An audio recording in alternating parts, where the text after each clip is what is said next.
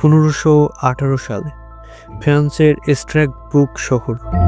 একজন মহিলা হঠাৎ রাস্তায় নেমে নাচতে শুরু করলো, কিন্তু সমস্যা হলো সে থামতে পারছে না। দিন রাত নাচতেই থাকলো।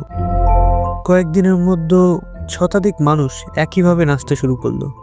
কেউ গান ছাড়া নাচছে, কেউ ক্লান্ত হয়ে পড়ে যাচ্ছে, আবার কিছু কিছু মানুষ হার্ট অ্যাটাক করে মারা যাচ্ছে। শহর জুড়ে শুধুমাত্র আতঙ্ক। লোকজন ভাবলো এটা কি অভিশাপ, নাকি শয়তানের প্রভাব, নাকি গণপাগলামি। পরবর্তীতে শত শত বছর পর বিজ্ঞানীরা এই ঘটনা বিশ্লেষণ করেন। তারা যে সত্যটা বের করে সেটা ছিল ভয়ঙ্কর। কারণ সে সময় মানুষ খাচ্ছিল এরগট নামে এক ধরনের ছত্রাকযুক্ত গম। এই ছত্রাক থেকে তৈরি হয় এলএসডির মতো রাসায়নিক পদার্থ, যেটা মানুষের মস্তিষ্ককে হ্যালুসিনেশন বা নিয়ন্ত্রণহীন আচরণ করতে বাধ্য করে, শরীরের কাঁপুনি তৈরি করে।